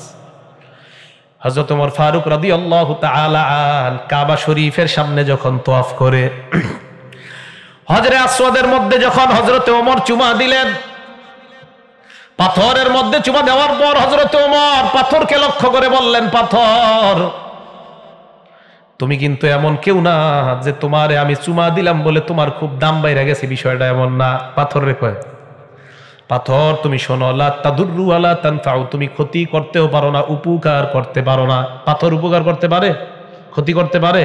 হযরতে ওমর চুমা দিয়ে বললেন, তুমি উপকার ক্ষতি করার কোনো ক্ষমতা তোমার নাই। জানোনি আমি কেন তোমাকে চুমা দিলাম? লাউলা আন্নী রাআইতু রাসূলুল্লাহি ইস্তাসলামাকা, আমি যদি দেখতাম যে আল্লাহর নবী তোমাকে চুমা দিছে, এটা যদি কোনোদিন না দেখতাম, আমি যদি কোনোদিন না দেখতাম নবী তোমারে চুমা দিছে, আমি তোমারে কোনোদিন চুমা দিতাম না। আল্লাহর নবীকে দেখছি এই পাথর চুমা দেয়, তাই আমি চুমা দিলাম। তবে মনে রাখবা, তুমি কিন্তু উপকার ক্ষতি করার কোনো ক্ষমতা রাখো না। এই জন্য মুসলমান মনে রাখবেন, হজরে আসওয়াদ চুমা দিতে গেলে ওই চুমা দেওয়ার সময় আপনার ভিতরে যেন এমন কোনো কিছু কাজ না করে, আরে এই পাথর মনে হয় আমার ক্ষতি করে উপকার করে। না না, আল্লাহ নবী বলেন, ওই পাথর যখন চুমা দাও, ওই পাথর চুমা দেওয়ার পর সাওয়াদাতহু খাতায়া বনি আদম, পাথর ছিল সাদা, তোমরা চুমা দিতে দিতে তোমাদের গুনাহ ওই পাথর কালো বানায়া দেয়। এটাই বিশ্বাস রাখা, আমি পাথরকে চুমা দিলাম, বাস চুমা দেওয়ার পর এই পাথরের মধ্যে আমার গুনাহগুলা পাথরের চুমা দিলে মাফ হয়, কিন্তু এই পাথরের ব্যক্তিগতভাবে কোনো উপকার ক্ষতি করার ক্ষমতা নাই। তো হযরত ওমর ফারুক এতটা সতর্ক ছিলেন, পাথরকে চুমা দিয়ে বলতেন, পাথর তোমার কিন্তু উপকার করার কোনো ক্ষমতা নাই, তোমার ক্ষতি করার কোনো ক্ষমতা নাই। মানে উনি টেনশনে পড়ে যেতেন যে মানুষ যেভাবে ভক্তি করে, আল্লাহ জানে কবে এটার প্রতি কি শুরু করে দেয়। নবীজি সাল্লাল্লাহু আলাইহি সাল্লাম বাইআতে রিজওয়ান বলা হয়, একটা গাছের নিচে সাহাবায়ে কেরামের হাত থেকে নবীজি বায়াত নিছেন। হুদাইবিয়ার সময় হযরতে ওসমানের ব্যাপারে যখন সাহাবাদের কানে আসছে, ওসমানকে মক্কার কাফেররা বন্দী করে রাখছে, আল্লাহ নবী বললেন, ওসমান হত্যার বদলা না নিয়ে আমরা মদিনায় ফিরে যাব না, আমরা ওসমান হত্যার বদলা না নেওয়া পর্যন্ত আমরা মদিনায় কেউ যাব না। সাহাবারা একের পর এক সবাই হাত রাখলেন নবীর হাতের উপর। আল্লাহ নবী সবার শেষে বললেন, এই যে তোমরা আমার হাতের উপর হাত রাখলা আর এই হাতটা রাখলাম, এটা আমার নয়, এটা উসমানের পক্ষ থেকে রাখলাম। এইভাবে বায়াত হওয়ার পর সাহাবায়ে কেরাম, আল্লাহ নবী ইন্তেকালের পর ওই গাছটাকে বলা হয় বাইআতে রিজওয়ান নামক, যেই বাইআতটা হয়েছে ওই গাছের নিচে। এই গাছটাকে ইতিহাসের মধ্যে বলা হয়, গাছের নিচে যারা ছিল তাদেরকে বলা হয় আসহাবুশ শাজারা। এখন কি হয়েছে? ওমর ফারুক একদিন দেখলেন সাহাবারা যখন অথবা মুসলমানরা হজ করতে যায় আবার আসে, আসার সময় এই গাছের নিচে বড় ভক্তি সহকারে বসে, খুব ভক্তি গাছের নিচে। ওমর ফারুক কয়, তাড়াতাড়ি কুড়ালান, খিয়াল কুড়ালানো কুড়ালানো। ওমর ফারুক তাড়াতাড়ি বললেন, এই গাছ তাড়াতাড়ি কেটে দাও, আমি তো দেখতেছি এই গাছকে কেন্দ্র করে আল্লাহ জানে কবে জানি পূজা করা শুরু হয়ে যায়, গাছ কাটো। তাহলে কি বুঝলেন? সাহাবায়ে কেরাম এত সতর্ক ছিলেন, যখনই দেখতেন ভক্তি ইত্যাদি করে দ্বীনের মধ্যে নতুন কিছু করার সম্ভাবনা, সাথে সাথে সেটাকে বিলুপ্ত করে দিতেন। আমার তো বিশ্বাস, আল্লাহ পাক যদি শাহজালাল রহমতুল্লাহরে একটা মিনিটের জন্য আল্লাহ ক্ষমতা দিয়ে বলতেন, আল্লাহ তো সব পারেন, তবে এটা করবেন আল্লাহ।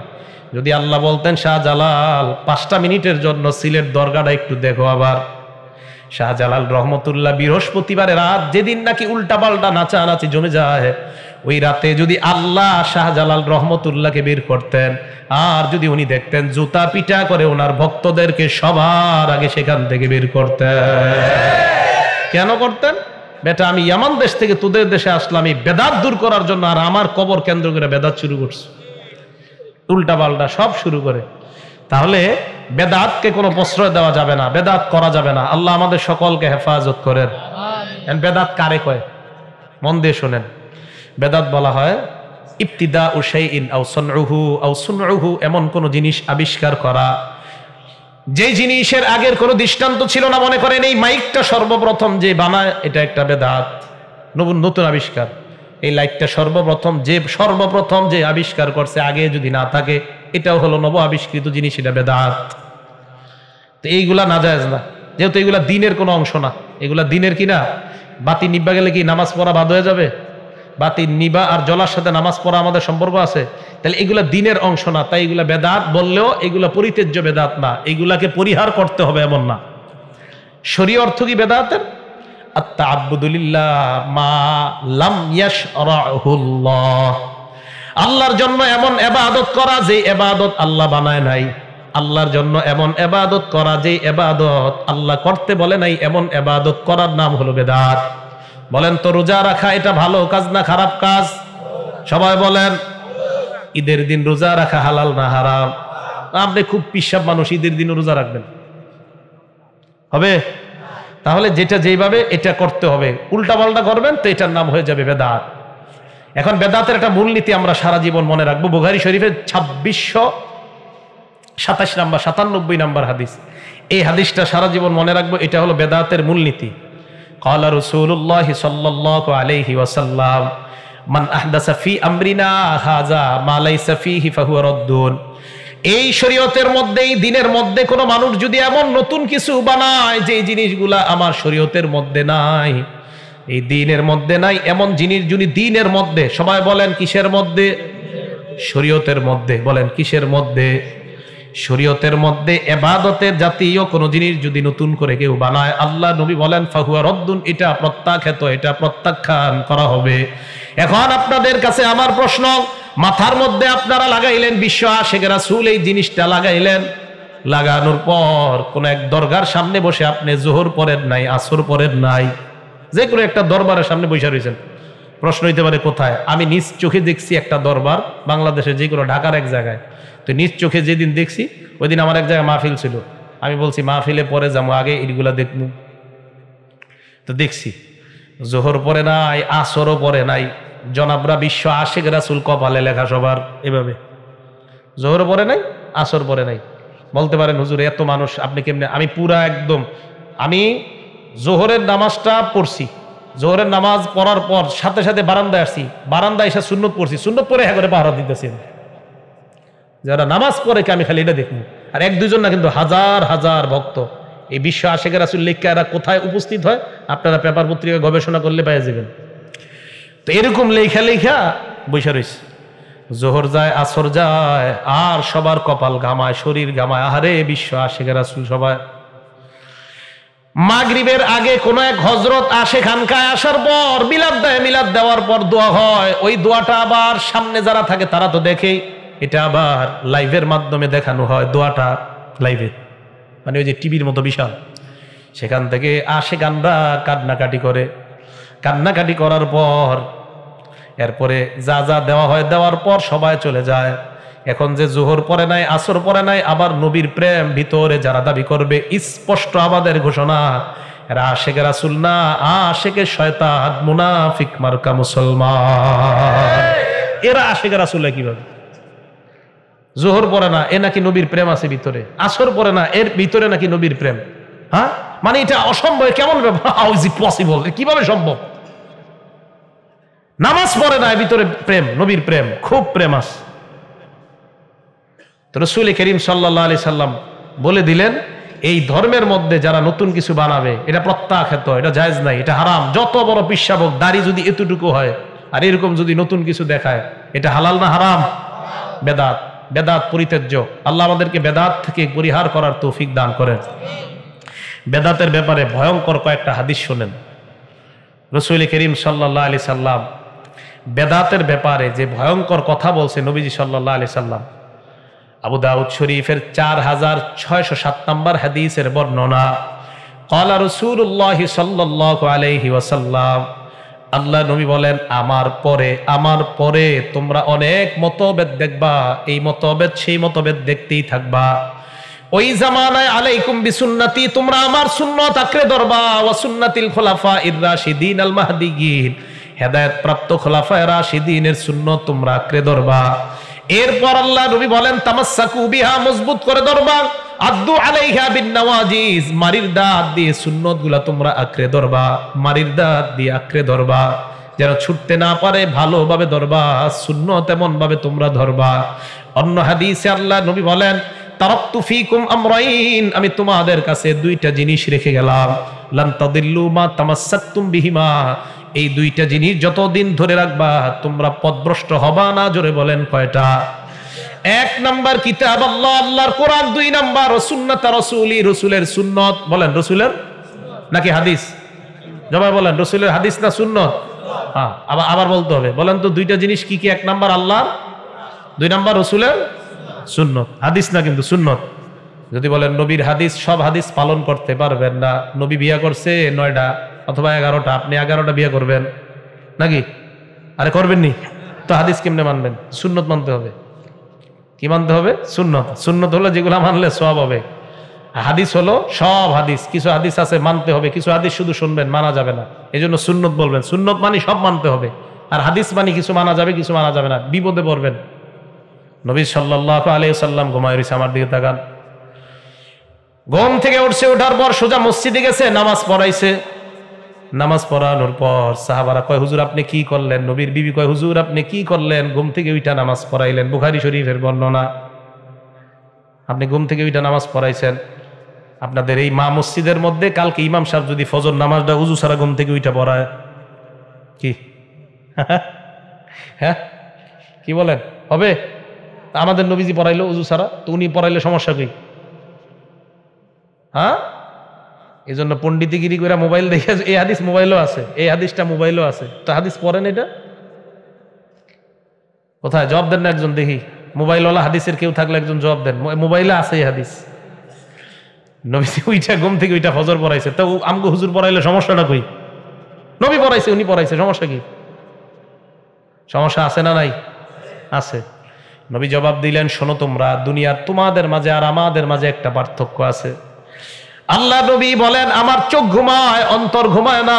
তোমাদের চোখ ঘুমায়, অন্তর ঘুমায়, তাই তোমরা বুঝতে পারো না তোমাদের ওযু আছে না নাই। তাই তোমরা ঘুম থেকে উঠলে ওযু করা লাগে। আমি যখন ঘুমাই, আমার চোখ ঘুমায়, অন্তর ঘুমায় না। আমি বুঝতে পারি আমার ওযু আছে না নাই। তাই আমার ওযু না থাকলেও বুঝতে পারি, থাকলেও বুঝতে পারি। আজকে ঘুম থেকে যখন উঠলাম, আমার অন্তর যেহেতু ঘুমায় না, আমি জানতাম আমার ওযু আছে, তাই ঘুম থেকে উঠেও আমি সালাত আদায় করলাম। হ্যাঁ, বুঝে আসছে সবার? তো সুন্নত মানবো। বলেন কি মানবো? আমরা সুন্নত মানবো। আল্লাহ আমাদের সকলকে কোরআন সুন্নাহ মানার তৌফিক দান করেন। তো নবীজি সাল্লাল্লাহু আলাইহি সাল্লাম এই কথা বলার পর শেষের দিকে আল্লাহ নবী বলেন, ইয়াকুম ওয়া মুহদাসাতিল উমুর, তোমরা নতুন নতুন বেদাত থেকে বেঁচে থাকবা। ফাইন্না কুল্লা বিদআ মুহদাসাতিন বিদআ, যত নতুন আবিষ্কার আছে সব বেদাত। ওয়া কুল্লা বিদআতিন দালালা, যত বেদাত আছে সব হলো পথভ্রষ্টতা। এই হাদিস বলার পর নাসাই শরীফের 1578 নম্বর হাদিসে আল্লাহ নবী বলেন, ওয়া কুল্লা দালালাতিন ফিন্নার, যত পথভ্রষ্ট আছে সবগুলার ঠিকানা হলো জাহান্নাম। বলেন নাউজুবিল্লাহ। এবার আমার সাথে বলেন, যত নতুন আবিষ্কার, বলেন যত, বলেন দিনের মধ্যে, সবাই বলেন দিনের মধ্যে যত নতুন আবিষ্কার হয় সব বেদাত, আর সব বেদাত পথভ্রষ্ট, আর সব পথভ্রষ্ট জাহান্নামী। কথা বুঝে আসছে? তাহলে দিনের মধ্যে নতুন কিছু আবিষ্কার বেদাত, আর বেদাত পথভ্রষ্ট, পথভ্রষ্টের ঠিকানা কোথায়? জাহান্নাম। এবার আরেকটা হাদিস শোনেন, বুখারী শরীফের হাদিস। বুখারী শরীফের 6576 নম্বর হাদিস। ক্বালা রাসূলুল্লাহ সাল্লাল্লাহু আলাইহি ওয়াসাল্লাম, আল্লাহ নবী বলেন, আনা ফারাতুকুম আলাল হাউজ, কিয়ামতের ময়দানে আমি হাউজে কাউসারের সামনে উপস্থিত থাকবো। সুবহানাল্লাহ। আমি আমার উম্মতকে পানি পান করাবো। আল্লাহ নবী বলেন, একবার এক ঢোক কোন পানি যদি, হাউজে কাউসারের পানি যদি আমার কোন উম্মত পান করে, লাম ইয়াজমা আবাদা, জান্নাতে যাওয়ার আগ পর্যন্ত আমার ওই উম্মত আর পিপাসার্ত হবে না। কিয়ামতের কঠিন বিভীষিকাময় ওই মুহূর্তে যদি আমার থেকে এক গ্লাস হাউজে কাউসারের পানি এক ঢোক কেউ পান করে নেয়, কিয়ামতের ময়দানে এই কঠিন মুহূর্তগুলোর মধ্যেও তার পানির পিপাসা লাগবে না। আল্লাহ নবী বলেন, লা ইরফা'আন্না মিনকুম রিজাল, তোমাদের মধ্যে এক দল আমার সামনে উপস্থিত করা হবে। এই মানুষগুলোকে আমি যখন দেখব, দেখার পর এদের দিকে আমি তাকাবো, আমি পানি পান করার জন্য রেডি হব। ওই মুহূর্তে আমি তাকায় দেখবো আমার সামনে থেকে তাদেরকে সরায় দেয়। আমি বলবো, আল্লাহ আসহাবিয়ারা তো আমার উম্মত। আল্লাহ জবাব দিবে, না না, ফাইন্নাকা লা তাদরি মা আহদাসু বাদাকা, আপনি জানেন না আপনার পরে তারা দুনিয়াতে কত বেদাত আবিষ্কার করছে, আপনার জানা নাই। বেদাত আবিষ্কার করার কারণে আজকে তারা হাউজে কাউসারের পানি পাবে না। আল্লাহ নবী তখন বলবেন সুহকান সুহকান লিমান গায়্যারা দীনি, সুহকান সুহকান লিমান বাদদালা দীনি। নবী বলবেন দূর হও আমার সামনে থেকে, সরো সরো, আমার দিন তুমি পরিবর্তন করেছ, আমার সামনে আমি তোমাকে দেখতে চাই না। আওয়াজ দিয়ে বলেন নাউজুবিল্লাহ। বেদাতি করেন না, শেষ হয়ে যাবেন কিন্তু। এবার আমি আপনাদের কি বলি, পড়েন আমার সাথে, আল্লাহুম্মা সাল্লি আলা মুহাম্মাদিউ ওয়া আলা আলি মুহাম্মাদ কামা সাল্লাইতা আলা ইব্রাহিমা ওয়া আলা আলি ইব্রাহিম ইন্নাকা হামিদুম মাজিদ। এটা পারেন না সবাই? এটা কই পড়ি আমরা নামাজে। এটা কে কারে শিখাইছে আগে মন দিয়ে শুনুন। এই কথাটা দুনিয়ার শ্রেষ্ঠ মহামানব মুহাম্মদ সাল্লাল্লাহু আলাইহি সাল্লাম, দুনিয়ার শ্রেষ্ঠ উম্মত আবু বকর সিদ্দিক কি শিখাইছে? এটা শ্রেষ্ঠ মানুষ, শ্রেষ্ঠ নবী, শ্রেষ্ঠ উম্মত, বলেন শ্রেষ্ঠ নবী শ্রেষ্ঠ উম্মত কি শিখাইছে? এখন আপনারা এই দুরূদটা পড়বেন। শ্রেষ্ঠ নবী শ্রেষ্ঠ উম্মতকে যেই দুরূদ শিখাইছে এটা পড়বেন না বানানোটা পড়বেন? বলেন নবী যেটা শিখাইছে এটা পড়া উচিত না? আপনি এটা না পড়া বানানো একটা পড়েন। হ্যাঁ, ইয়া নবী সালাম আলাইকা, এটা কই পাইছেন? এটা কোথায় পাইছেন বলেন? এটা নবীজি কোন সাহাবারে শিখাইছে? আপনারা রাগ করে না, হয়তো অনেকে পড়েন, কিন্তু আপনারা যারা পড়েন বলেন কোন সাহাবারে নবী এটা শিখাইছে? আমাদের নবী আবু বকর সিদ্দিক কি শিখাইলেন? আল্লাহুম্মা সাল্লি আলা মুহাম্মাদিন ওয়া আলা আলি মুহাম্মাদিন কামা সাল্লাইতা আলা ইব্রাহিমা ওয়া আলা আলি ইব্রাহিমা ইন্নাকা হামিদুম মাজিদ। এই দুরূদ আমার নবী আবু বকর সিদ্দিককে শিখাইয়া দিয়েছেন। তাহলে যেই দুরূদ দুনিয়ার শ্রেষ্ঠ মানুষ শ্রেষ্ঠ উম্মতকে শিখাইলেন, এটার মধ্যে ফায়দা আছে না নাই? আর আমরা যেটা বানায়া পড়ি এটার মধ্যে ফায়দা না ক্ষতি? এই কারণে আল্লাহ নবী বলেন বেদাতি দেখতে যত চমৎকার হয় আর দেখতে যত সুন্দর হয়, বেদাত তো বেদাত, বেদাত শরীয়তের মধ্যে গ্রহণ করা হবে না, এটা পরিত্যাজ্য। বলেন নাউজুবিল্লাহ। এই জন্য বলতেছিলাম আল্লাহ নবী সাহাবা আব্দুল্লাহ ইবনে ওমর রাদিয়াল্লাহু তাআলা আনহুমা এক মসজিদে গেলেন যোহর নামাজ পড়তে অথবা আসরের নামাজ পড়ার জন্য এক মসজিদে গেলেন। আবু দাউদ শরীফের 538 নম্বর হাদিসের বর্ণনা। ওই জায়গায় যাওয়ার পর আব্দুল্লাহ ইবনে ওমর দেখলেন ওই জায়গার এক মুসল্লি একটা বেদাতি করতেছে। আব্দুল্লাহ ইবনে ওমর তার ছাত্রকে বললেন চলো এখান থেকে তাড়াতাড়ি বের হই। উনি বললেন কেন? জানো না আমার সামনে যদি এই বেদাত কর্ম চলতে থাকে দুনিয়ার মানুষের কাছে প্রমাণ করে দিবে নবীর সাহাবার সামনে বেদাত হয়েছে, নবীর সাহাবা বাধা দেয় নাই। আমি নবীর সাহাবাকে দলিল হিসাবে পেশ করবে, দলিল হিসাবে যেন পেশ করতে না পারে, তাড়াতাড়ি এই জায়গা থেকে চলো।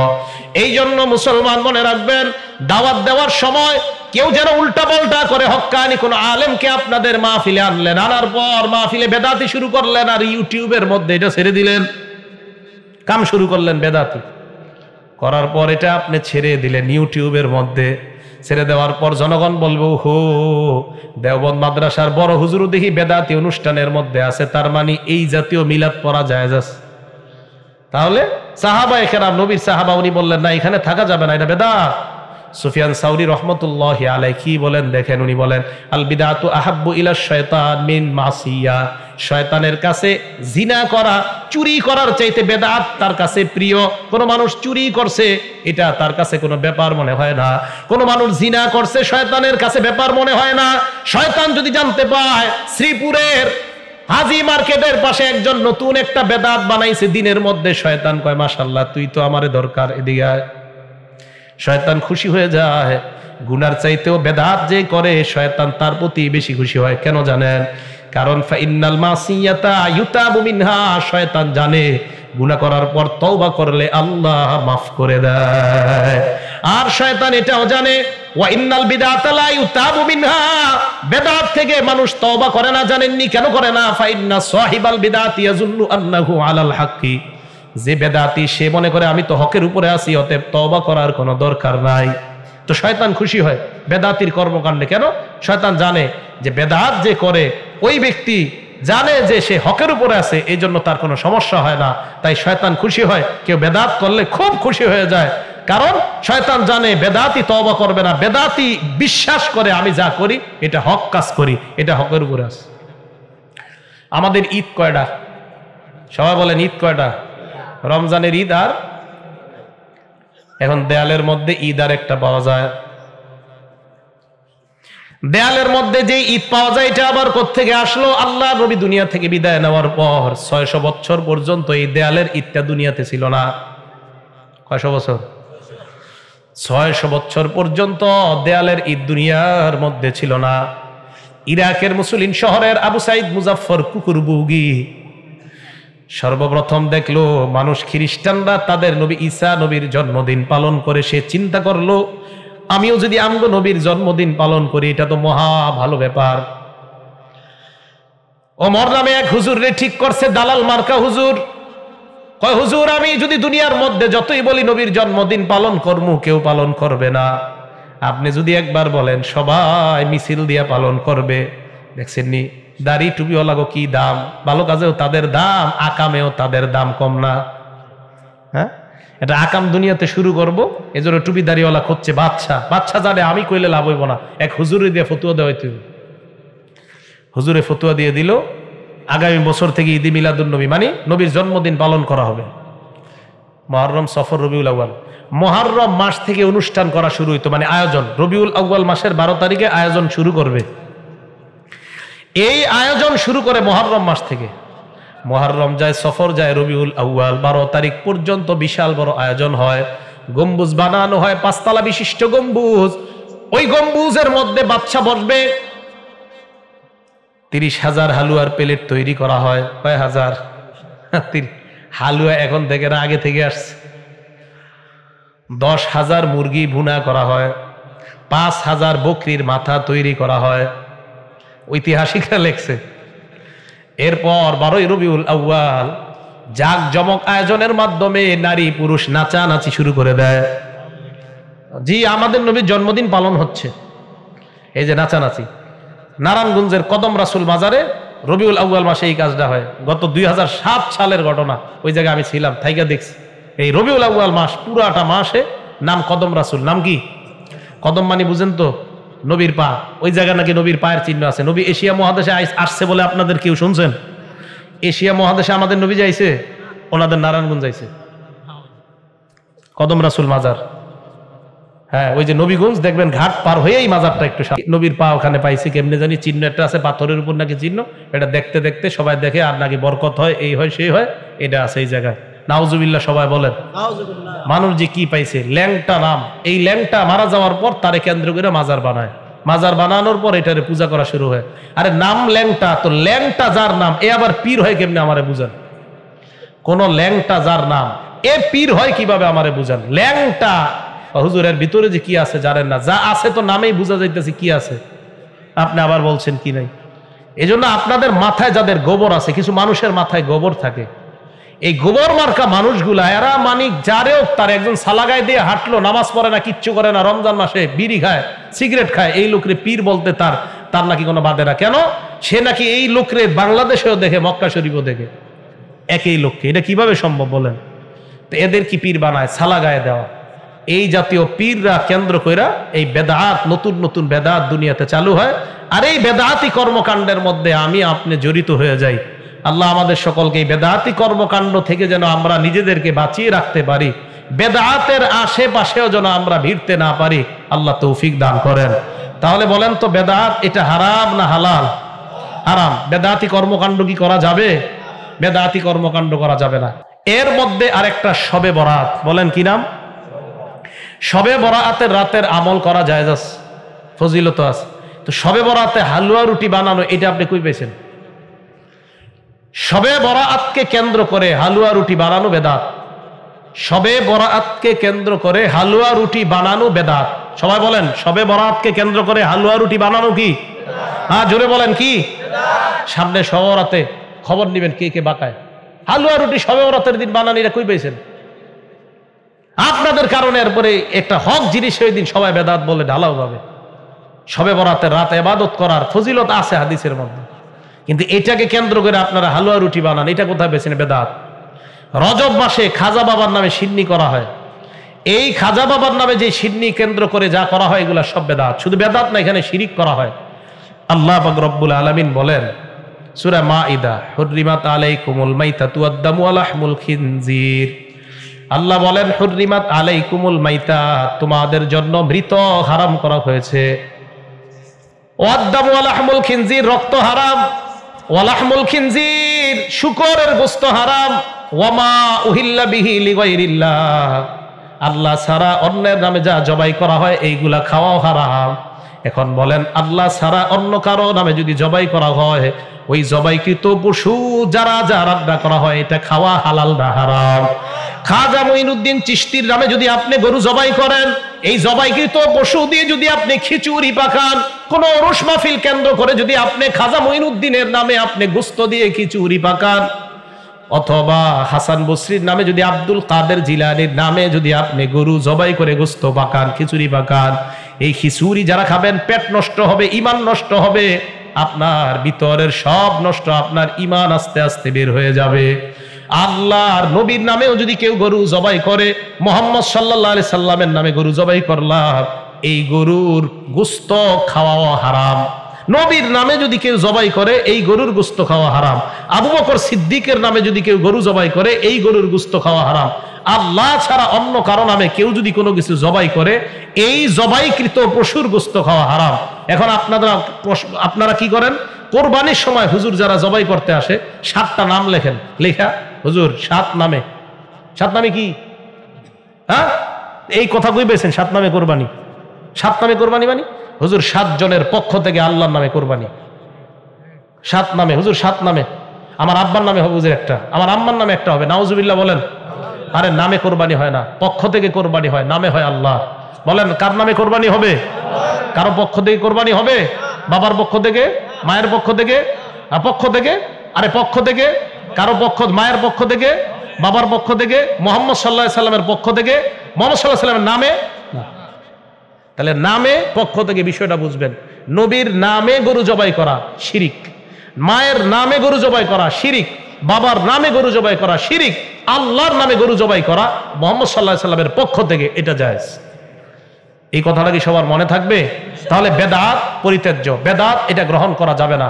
আল্লাহ আমাদের সকলকে বেদাত মুক্ত জীবন যাপন করে যেন আমরা এই সমাজটা সুন্দর করে একটা ইসলামী আদর্শ সমাজ আমরা গঠন করতে পারি, আল্লাহ তৌফিক দান করেন। আমিন ওয়া আখিরু দাওয়ানা আনিল হামদুলিল্লাহি রাব্বিল আলামিন। বৃষ্টি আসতেছে, ঠিক আছে। আল্লাহুম্মা সাল্লি আলা মুহাম্মদ।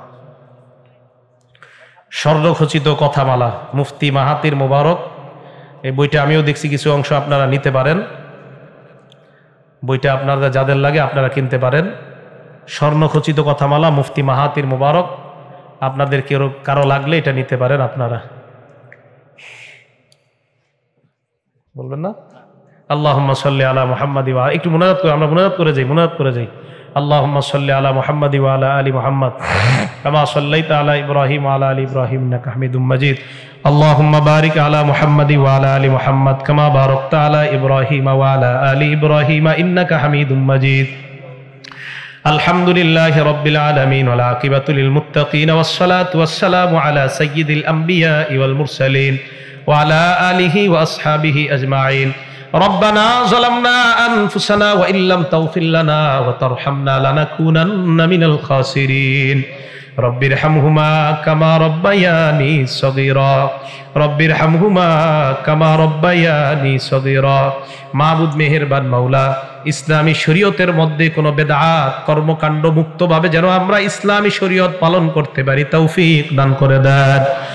আজকে থেকে আমি সহ আমরা সবাই ওয়াদাবদ্ধ হলাম, আল্লাহ কোন বেদাতি কর্মকাণ্ডে আর আমরা জড়িত হব না। আল্লাহ বেদাত থেকে যেন পুরা সমাজ কুসংস্কার মুক্ত একটা সমাজ গড়তে পারি তৌফিক দান করে দেন। আল্লাহ নবী বলছে আজানের পরে দুরূদ পড়া সুন্নাত, অনেক মানুষ আজানের আগে দুরূদ পড়ে। আল্লাহ মাবুদ মেহেরবান মাওলা, সুন্নতের জায়গায় না রেখে অন্য জায়গায় রাখলে এটাই বেদাত হয়ে যায়। আজকে থেকে আমরা আমাদের আমলগুলা যেন বেদাত মুক্ত সুন্নাহযুক্ত আমল করতে পারি তৌফিক দান করে দেন। আল্লাহ আমাদেরকে আপনি কবুল করে নেন। যারা বেদাত করে কিয়ামতের ময়দানে নবীর হাউজে কাউসারের পানি তারা পাবে না। আল্লাহ মাবুদ মেহেরবান মাওলা, গ্রামগঞ্জের মানুষ আল্লাহ সহজ সরল মানুষ, এদেরকে অনেক মানুষ ধোকায় ফেলিয়ে বেদাতি কর্মকাণ্ডে লিপ্ত করে দেয়। আল্লাহ দুনিয়ার যত বেদাতি কর্মকাণ্ড আছে এর থেকে যেন নিজেদেরকে হেফাজত রাখতে পারি তৌফিক দান করে দেন। কোরআনের আয়াত অসংখ্য হাদিস থেকে আমরা জানলাম বেদাত পরিত্যাজ্য, বেদাত কোনোভাবেই ইসলামের মধ্যে গ্রহণযোগ্য ইবাদত না।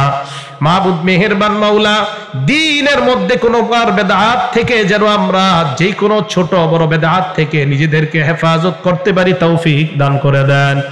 আমাদের মধ্যে যাদের মা নাই, বাবা নাই, আত্মীয় স্বজন যারা আছে আল্লাহ মেহেরবানি করে তাদের কবরগুলা জান্নাতের বাগান বানায় দেন। আল্লাহ আমাদের দোয়া আপনি কবুল করে নেন, মেহেরবানি করে জিন্দেগীর সব গুনাহ খাতাগুলো মাফ করে দেন। রব্বানা তাকাব্বাল মিন্না ইন্নাকা আনতাস সামিউল আলিম ওয়া তুব আলাইনা ইন্নাকা আনতাত তাওয়াবুর রহিম। আল্লাহ এই মাদ্রাসাটাকে আপনি কবুল করে নেন, মাদ্রাসার উস্তাদ ছাত্র কমিটি সেক্রেটারি সভাপতি সকলকে আপনি কবুল করে নেন, মা মসজিদকে আপনি কবুল করে নেন। আল্লাহ ইমাম মুয়াজ্জিন খাদেম মসজিদের মুসল্লি সবাইকে আপনি কবুল করে নেন। আল্লাহ মেহেরবানি করে জিন্দেগীর সব গুনাহ খাতাগুলো মাফ করে দেন। আল্লাহ যা বললাম যা শুনলাম এর উপর যেন সবাই আমল করতে পারি তৌফিক দান করে দেন। আল্লাহুম্মা সাল্লি ওয়া সাল্লিম ওয়া বারিক আলা মুহাম্মাদ। সুবহানা রাব্বিকা রাব্বিল ইজ্জাতি আম্মা ইয়াসিফুন ওয়া সালামুন আলাল মুরসালিন ওয়ালহামদুলিল্লাহি রাব্বিল আলামিন।